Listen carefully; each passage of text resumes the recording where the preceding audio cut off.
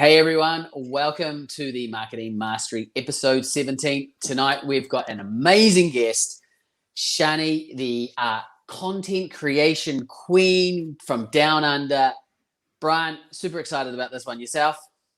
Yeah, mate, to be fair, we've been talking for ages and that's why we're late. We've literally been talking for 15 minutes. So guys, this is going to be an absolutely incredible show. She's a great friend of mine. I'm super excited to have her on. And Ian, anything else? Yes, if your organic marketing is not on point, your paid advertising is worth shit. Roll that tape, Brian.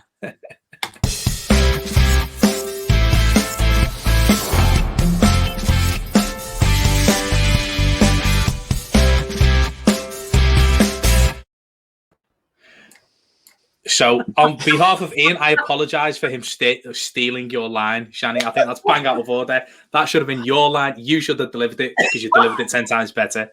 Look, they say that what is it? That it's the greatest form of flattery, imitation. So, and it's not the first time it's happened, and it probably won't be the last. So you can take my words, no problems, because I am the connect with content queen after all.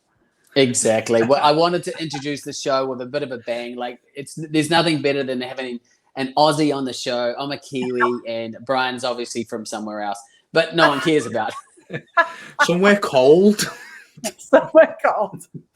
It's just not fair. So yeah, I'm definitely the odd one out tonight. Obviously, you guys are well and truly that side of the world. Well, some of you are now. But guys, obviously tonight's going to be a great show. As you can tell, we're up for a laugh straight away, and we've got some great knowledge to share. Me and Shani were talking backstage about very similar stuff, so we're quite passionate on organic marketing. So I think tonight's just going to be an absolute baller. So I'm going to lead with something because it is the headline to this show. Why do you hate the I help statement? All right. Well, why do I help the I hate statement? It's a really great question. And, look, anyone watching, you've probably taken the marketing course or the consulting program, or you've worked with a coach and they gave you some generic, can I swear on this show, or is that just completely new? Ian just does. I just did. So fuck it. I don't. So you got given that bullshit template, I help X do X.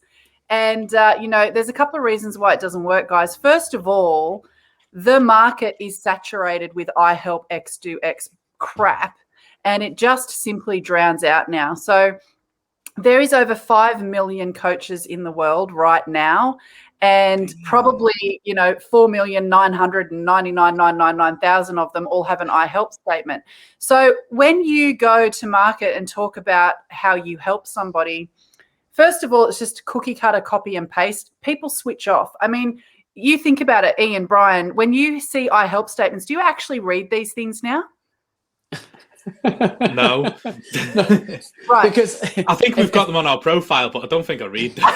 Right. So the first thing you need to do is go over and change your I help statement, because it's actually disconnecting with content. It's not connecting.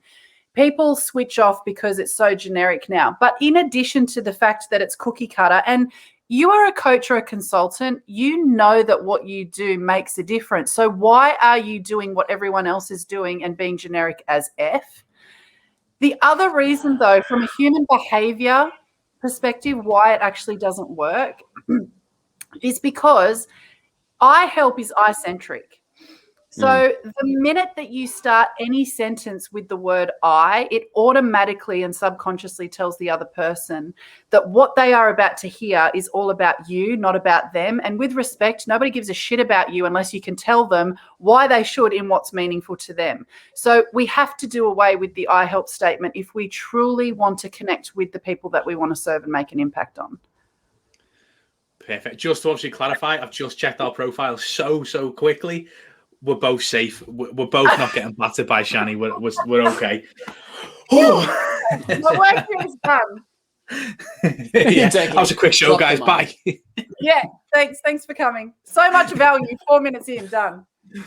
Look at that. That's all you need, right? But I think that's it. That's what I think people are attracted to about it, is that no BS mindset. It's like, come on, stop following the masses, stop following the same routine, the same training that everyone else has probably gone through anyway, in the same communities, the same groups. It just gets, as you said, completely saturated. So I think being fresh, being real, being organic, right, is something.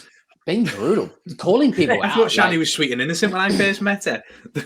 Did you really think that, Brian? Come on. No. A little bit sarcastic, but yeah, I thought you were sweet and innocent.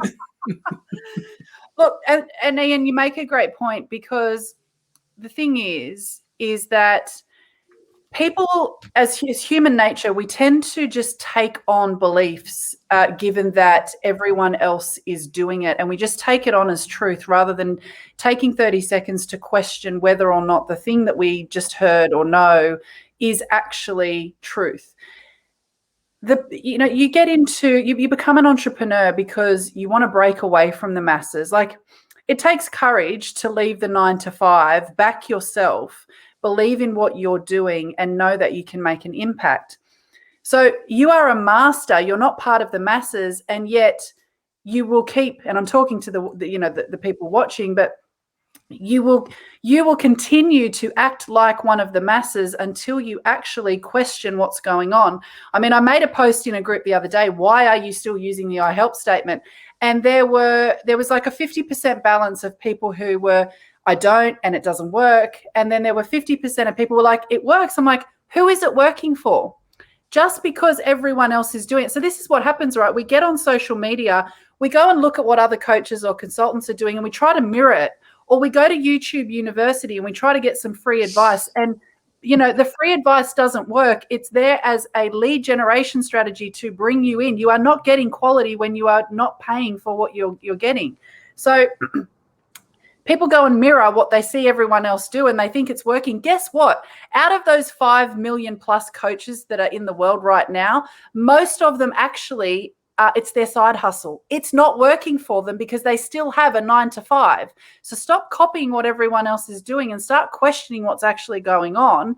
And a great way to do that is to think, how would I respond to the thing that I'm doing or the thing that I'm saying? Like, would I be interested to hear what that person has to say if they're talking about themselves or they're putting up some shitty content? Like, it's not working, guys. Just because everyone's doing it doesn't mean it's working. Oh, 100%. I just love it. Completely. I just rambled. Pardon me. So, it's not 4 minutes so of the show. 4 minutes of the show was like value, and then 4 minutes of a rant.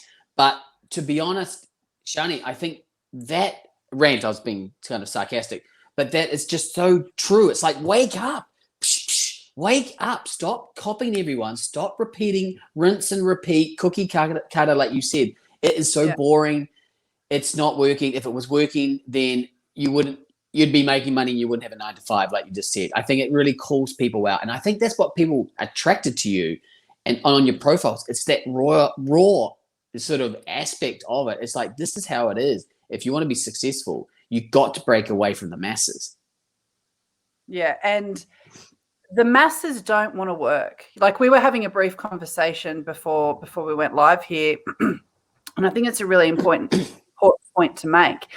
The overnight success takes 20 years to get there, and people are so hyped up and jacked up on a guru's dream. Now, look, with respect to the Tony Robbins and the Gary V's, and I know that they're making a lot more money than me, but guess what? Because they appeal to the masses, and the masses are disconnected. They've got cognitive dissonance. When you are not living congruent to what you truly value, and when you are not living a life every single day that is filled with your highest priority actions, you will buy into the brand of someone else rather than create a brand around yourself. And the masses get so caught up with the dream, but when the reality hits that it takes 16 hours a day to get your business started and running, guys, like, it's not a 9 to 5. When they get that reality check, most of them check out. Sound completely that. Completely that. 100% agree. Because they're looking for a job, really. A lot of people are. They're just wanting this, like, oh, I want to be this entrepreneur, and I want this freedom. I want this, be able to do whatever I want. But the reality is, unless you're going out there bringing in your own leads and closing your own deals and making things happen, there's no one going to be giving you the paycheck at the end of the month. You got to go out and get it. You got to earn it. You got to grind, and like, look, what I think was so raw about what you're saying is that must mean that you've had a story that's got you to this point, Shani, and I'm dying to know, where did it all begin? What's triggered this fire in you that just makes you so authentic in this saturated market? That's a really great question, and it's funny. I was kind of having a bit of an off-the-cuff conversation with my partner last night around this. Pardon me, because I used to be so, as a child and a teenager, I used to be so angry because I perceived that I had it rough because. In my perception, I didn't have this fluffy mother that held my hand and gave me everything, right? This is all perception. And I'm sure my mother's probably watching at some point. Hi, Mum. Say hi in the comments. And I was saying to my partner last night, I'm like, but I'm so glad that I was forced to be independent, because it is that builds the resilience that allows me to have been able to achieve what I achieve. And I know that for many entrepreneurs, particularly those that I don't necessarily like the word success, because it doesn't mean anything, because success means different things to different people. But I think ultimately, if you are in your own business and you've broken away from the 9 to 5, I mean, you look at, the Richard Bransons, the Tony Robbins, they have had challenges in their life. Most entrepreneurs have, that give them the resilience and the ability to back themselves and to create their own business. So for me, it started at a young age. I mean, I was out of home very young. I didn't finish high school. When I was 11, I was given the gift of the book by Dale Carnegie, How to Win Friends and Influence People. And that was really then that my absolute curiosity for human behavior began. And it's just flowed from there. And, I had a range of, I ran a recruitment agency. I ended up going to university as a mature age student and getting a law degree. But ultimately, everything that I do is underpinned by human behavior and wanting to serve humanity and showing them how to truly connect with one another, which is hilarious, because if you ask my boyfriend, he will say, "You're so good at connecting with everyone else, but you're shit at connecting with me." Right?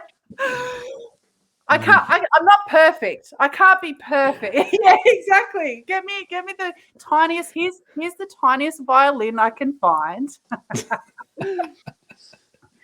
Because in all seriousness though, guys, we just don't actually get taught how to connect. We're not taught in our families. We're not taught at school.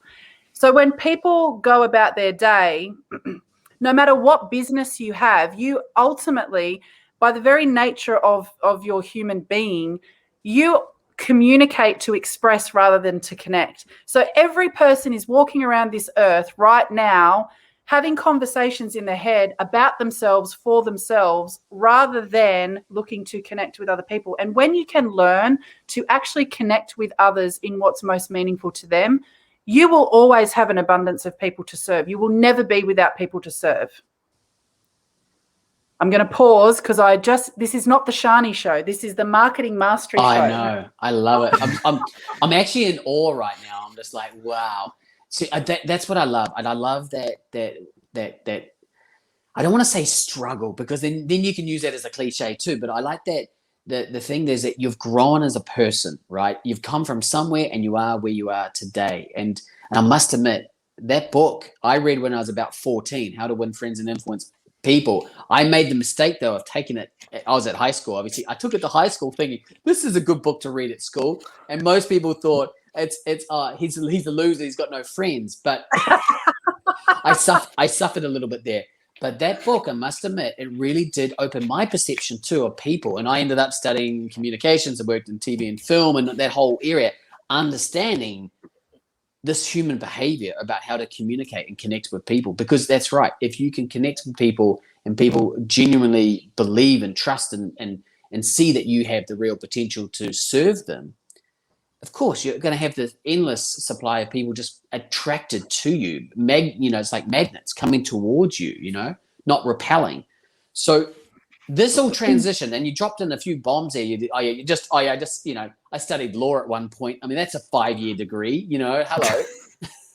You just whipped that out of the bag. It was so it was a Juris Doctor, so it was post-grad law. I'm doing 60 hours a week in law, and I'm working as a freelance writer another 50 hours of the week, plus being a single mother at the same time. So, yeah, it was kind of busy. It was a busy time. Right. So a lot of people can't wait to get an excuse. They look for excuses not to do stuff. You've literally just nailed a law degree, single mother, and a freelancing, which is difficult because you've got to chase your own work, deliver your own work, manage your own clients, etc. How did you cope with everything? As a business owner who feels overwhelmed, as a business coach who feels overwhelmed, obviously, with the busyness, how do you cope with being busy? It's a really great question. And I'm going to answer it in its most simplistic form, which is this. Every individual has a set of values. And I don't mean social idealisms like kind, caring, trustworthy, good person, right? What I mean is every individual has a hierarchy of priorities, the things that are most important to them to least important. Now, most people live in this world injecting the values of others, society, mother, father, preacher, teacher, and then they live quiet lives of desperation rather than lives of inspiration because they are conforming to the expectations of others. That's why they are tired, energetically drained, lack vitality, and because they are not awakening their inspired mission. When you when you know yourself and you know what your values are, and you create your day around your highest priorities that allow you to be able to fulfill those values, then you have vitality, you have energy, you can do 16, 17-hour days because it's not work, it is what fulfills you and lights you up. So it wasn't that I was busy, I was on a mission and I had clarity around what that mission was and I was inspired to fulfill that. Fantastic. So when did it cross over into the online space? Crossed over to the online space. Well, I mean, the freelancing stuff I was doing remotely anyway, so that goes back years and years. And then in terms of the online space, that's been over the last few years now. So why? I guess it's that you're taking your whole lifetime of skills and you're going about attracting client attraction, organic marketing, connecting with people. What made you feel that you were the right person to do that? What gives you the sort of people should follow you? Apart from the fact that people do follow you and people are attracted to you. You know what I mean? You've got that natural attraction sort of personality. But what is it in the online space that really gets your message out there that manages to get you so much engagement, so many people following you, so many people liking in your comments, etc.? What's been that success? What do you think it really is? So when we talk about values, it's a great question, Ian. When we talk about values, the things that we as individuals value, it's actually based on what we perceive are our greatest voids. So when you know what you value, what those top 2 or 3 things are that you live your life by, it's actually because you perceive those things are most missing. And this is actually a theory that you'll see in economics, in psychology, in human behavior. It goes across all modalities. Everything that I have done, while I've done several things, whether it's recruitment or law or now in the online space and helping coaches and consultants to share their message and their mission, when I looked at what the commonality was, everything was underpinned by connection. So my highest value is connection, which therefore means that actually it's the thing I perceive is most missing in my life. That's why I value it. That's why my partner will say, you're shit at connecting with me, but you're great at connecting with everyone else. Right? So what has been the thing, to answer your question, what's been the secret to success? It's understanding what drives me and understanding that I have a mission and a message that makes an impact to others. and I have evidence that it makes an impact to others, and I believe in what I'm doing. And you don't need to wait for permission from anyone. Like, I can't be clear enough about this. If you don't back yourself, no one else is going to. No one else is going to get up every single day and dedicate their life to your mission. You have to do that. And what I love about working with coaches and consultants is that they truly know that what they do impacts others and makes a difference. But where they fall down is in knowing how to become visible and get themselves in front of the right people to connect with them and have people to serve.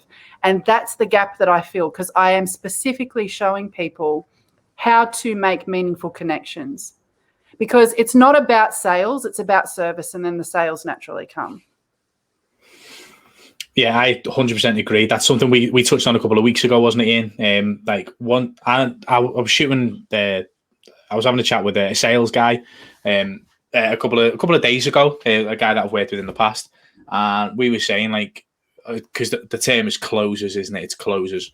And when we were chatting, we both said when we switched from closing to serving, our sales went up. 100. And it just becomes a massive, massive difference. Once you switch that, it's like you are actually here to serve somebody, like, and it is okay. And to be fair, the influencers don't even mind if you actually say, no, they're not a good fit, they need to go there instead, because it causes them less headaches. So when you come at a serving angle and really truly back yourself to serve, it makes a massive difference to your actual income. It actually goes up. And because sales is about numbers, service is about people. So people don't want to be seen as a number. They want to be seen as an individual for who they are. And I think that's, and while it's, it seems like a simplistic change, language is so, so important, and it makes a huge difference to people. So I'm not surprised that happened.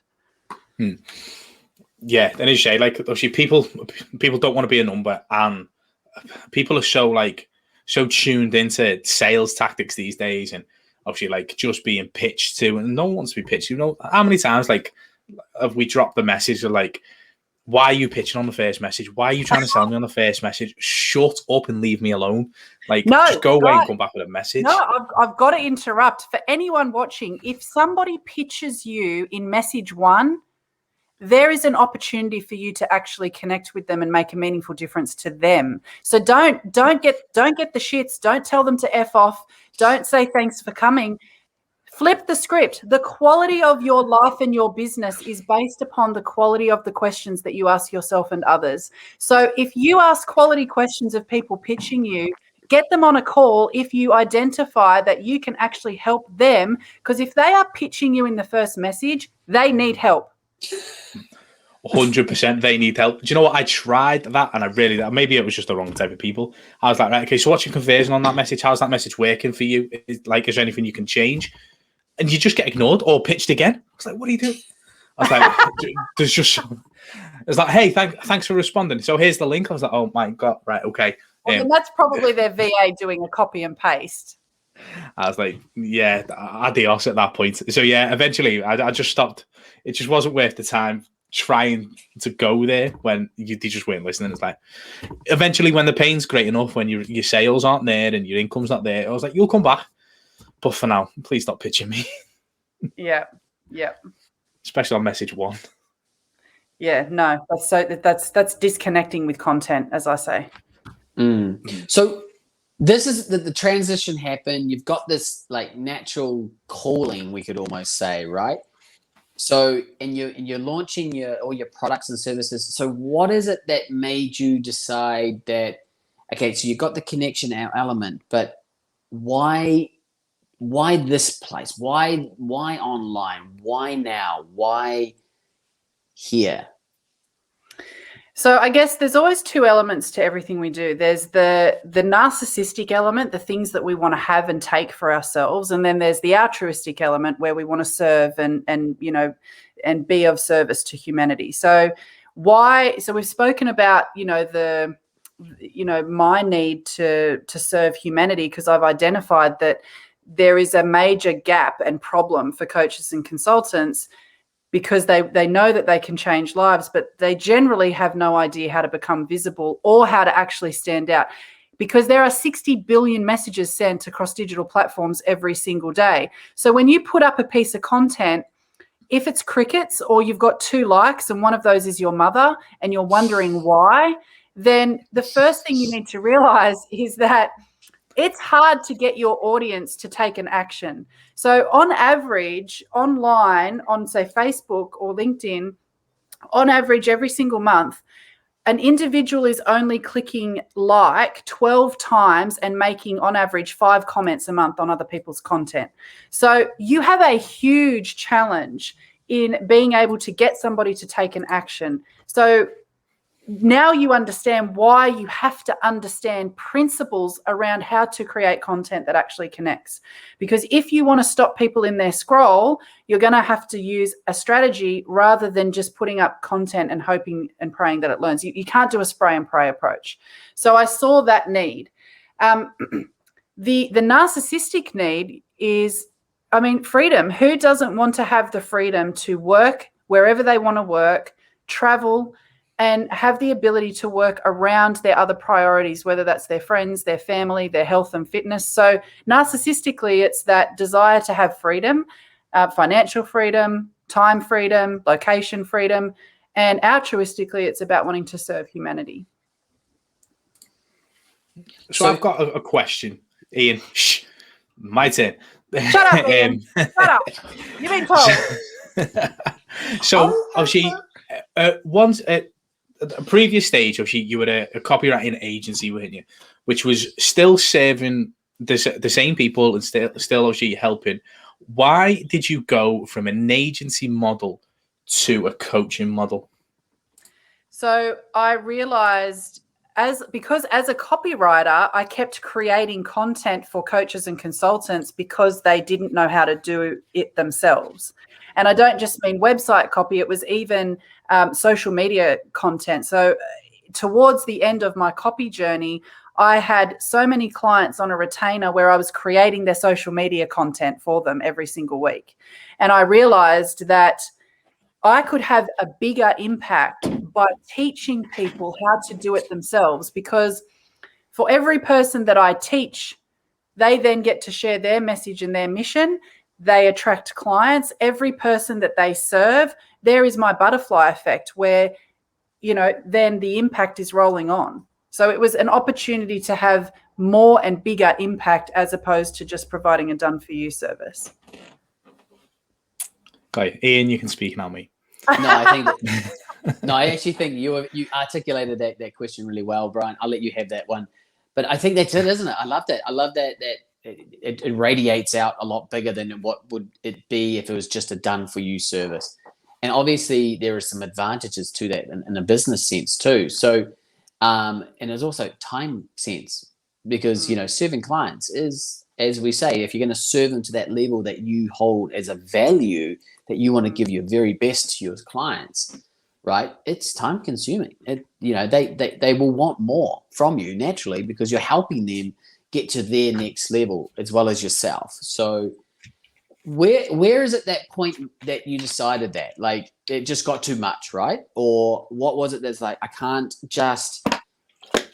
I know it radiates out, but where was it? Was there a moment where it was just like, I've had it? Like, it can't always just be so like, it just naturally flowed out. But like, was there a point you're just like, I'm sick and tired of my clients? I want to fire them all? Because I'm sure you won't hold back, right? I'm sure that you would be like, hi, Mr. Client. I don't think it's a good fit anymore. No, I can't imagine. It'll be like you would fire them, even though it should be that way around. That's an interesting point. And yes, I did give them 30 days notice, and I said, this is it now. So you can either come on board and learn, or you'll have to find somebody else to do it. But I mean, it wasn't disrespectful, but there was a transition period. But I move really quickly. So it always amazes me when I'm talking to people and they're like, oh, I've been in business for a couple of years now, and I'm serving 2 or 3 clients. I haven't been in business long, and I'm just like to give some perspective. I hit my first 5 figures in 28 days when I decided, and that was within Done For You, like when I decided to go fully online. And so that's why when people say to me that they've been doing this for a while and it's still not working for them, my heart breaks, but I also get really enthused because I'm like, okay, you have the ability to tackle this. Like, guys, you don't have to, it doesn't take 6 months to get a client. You don't have to serve people for free to get a testimonial.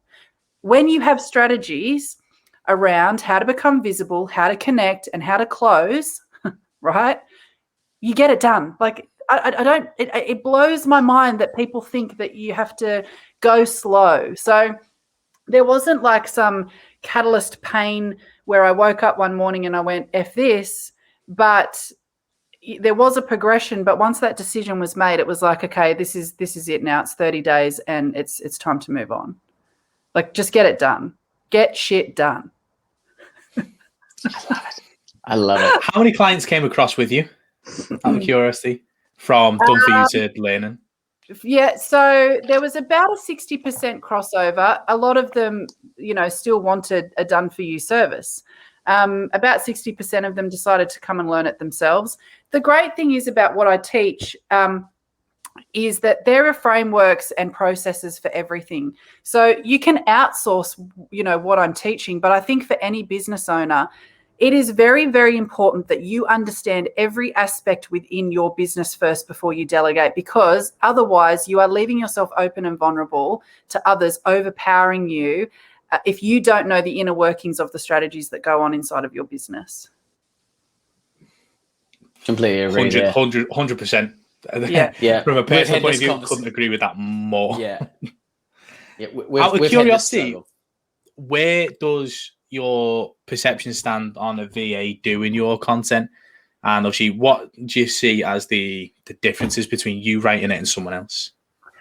So I don't have, inside of my business, I don't have a VA that writes my content. And to be honest, I don't encourage any of my clients to have a VA to write their content. There's parts of the process like how to become visible online. And, I have a particular section called the Hour of Power, and it is literally a checklist of what to do in sequential order for 1 hour a day on Facebook or LinkedIn to make yourself visible and get people on sales calls ultimately. That part of the process your VA can handle. But when it comes to your content, it's your voice and it's your vision, and no one else can speak truly from your voice or your vision. So if you get somebody else to write your content, particularly a VA, right, it's almost certain that you are just going to become part of the noise again, because now it's not your inspired energy. It's not your mission. It's not your message. It's just been, that cookie cutter stuff again. So there's frameworks that you follow, but ultimately it's still your voice and your vision. What do you say to some of you, or, say coaches and consultants out there who are perhaps a little older, because they've got the skill set that is required, but they're, more mature, right? They're not into Facebook. They're not into LinkedIn. They know they need to do this thing called social media, right? But they're not really, it's a little bit too techie for them, even though it's probably not, right? What would you say to them? That's a great question. And I am currently working with what you've just profiled as a more mature coach who had an entire career in a different industry. Tech is not his strong point, and he will tell you. In fact, he was so stressed about the tech component. I've got coaches that work with me who are in their 20s, and I've got coaches who work with me and they're in their 60s, nearing 70s. And what do I say? It doesn't matter what your age is. I'll say the same thing. If you truly want to make a difference to humanity and you know that what you do is unique, then you owe yourself, but the rest of the world, the opportunity to share that mission and that message. And in fact, if you don't equip yourself with the strategies to be able to become visible and have people to serve, you are doing humanity a disservice, because there are people out there right now who have a problem, are in pain, and are looking for what you've got. And every day that you kick the tires and don't commit to yourself and your business to become visible, you are not only making things harder for yourself, but you are doing others a disservice, because not everybody's going to resonate with Ian or Shani or Brian, but they will resonate with you. So, there's almost 8 billion people in the world. There are plenty of people to serve, and they are looking for what it is that you do, and they're looking for you specifically. So get out there. So, wow. I think that if that doesn't get you up in the morning, nothing will, you know? No, In fact, not at all. What? Go ahead. Go on, Ian. Go on. I'll let you. I was just going to drop a joke, but I won't do that. Oh, yeah. I've probably killed your punchline already. Yeah, I think we can have a joke. I think we kind of got a bit serious today, didn't we? We kind of went down a serious rabbit hole. What I was thinking He was shouting and swearing at everybody. So, yeah, we've been shouting and swearing it through. No, but I think well, Brian, you gonna let me go or not? I'm gonna. Do you know what? You go. Right, here we go. Right, so what I wanted to ask. Poor Ian, that's just mean. So what I wanted to ask was, obviously, like, you have a coaching program. You obviously teach people all this. What is it like? What does your coaching program look like? What are the results and stuff that people sort of look at and achieve when they work with you? So I only work with people who are inspired by their mission and whose mission I'm inspired by. So I've got to be really clear about that, because sometimes I get people slam into my DMs, and as a service provider, people just think that because you've got something that you'll sell it to them. And as soon as people send me a message saying, how much is your program? I'm just like, we will not be working together. I can assure you of that. So I want to be really clear. If you are inspired by your mission, that's step one. The results that people can expect is that they can expect to have clarity around how to become visible to their target audience, but not just their target audience. It's what I call your 10%. Because at any one time, we know that there are 3% of people inside of your target audience who are problem aware, solution seeking. They want what you've got. They will convert for you almost immediately if you know where they are and how to put yourself in front of them. Now, the problem for coaches and consultants is many of them have feast and famine months. 1 month, they've got, an abundance of clients and they think that they're winning. Then the next month, they're scratching their ass and they don't know where the next client's coming from and they're really stressed, right? The reason that coaches and consultants have feast or famine months is because they only focus on finding their 3%. What keeps consistency in your revenue generation is your 7%. And there are 7% of people inside of your target audience who are pain aware. They're not quite ready to convert for a number of reasons. They might be working with another coach or doing a program. They may not quite trust you enough yet, so you nurture them through content, normally about 10 touch points. But those 7% convert for you. They turn into your 3%. So you want to find your 10% because that's what gives you consistency. My program shows you how to find your 10%, how to connect with them in a meaningful way, not a spammy, salesy way, and how to create content so that you are drawing people to you rather than having to be super salesy. Now, I'm not adverse to outbound conversations. The magic happens in conversation, but you want to have a blend of inbound and outbound. And so it's really about how to become visible and how to connect in a meaningful way. Nice. Okay. And obviously, where could people go to learn more about this? Ian, would you like to say something, darling? Have you got something you want to say? Oh, he's always got something to say. I've always got something to say, but I am conscious of our attraction to the audience and their pace to hear this gold. I think we could continue for days. I think we have to get you back on the show. I can see it. I can see a comeback. Because I think it's pretty clear that you speak. I guess I don't want to say the common voice, but you speak to people in such a straight line manner that it's like, wake up, like I said earlier, smell the roses, get up, play your thing to get going and serve your people. Stop wasting time. So like if people have resonated with you today, which if they haven't, I don't know what's wrong with you. Because I certainly have, and I think I've got so much out of tonight. That's all I'm going to say, because otherwise Brian will be like, he's going to be here for hours. It's all right for Brian? it's all right for Shani. She's in like the morning, the middle of the day. Yeah, Like, I might add, bedtime I'm gonna have to go in a minute because speaking of serving, I've actually got a client booked in the next 15 minutes. So can we wrap this thing up? Yes, and I've got 2 clients in their room who need to be wrapped up too. So. Right. Yeah. And I'm getting pestered saying I'm too loud. Oh. And Shani's boyfriend's not even connected. So. And yeah.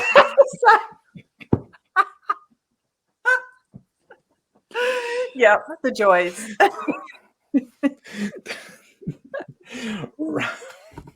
And I swear that this is Ian, just can you water. take over? All right, okay. I'll ask the question and answer it. So, guys, if you have resonated with what I've got to say, and you'd love to connect with me, then just simply click on my Facebook profile, add friend, send me a message, and let's connect. Let's have a conversation. And Brian, Ian, I really want to thank you for being here today.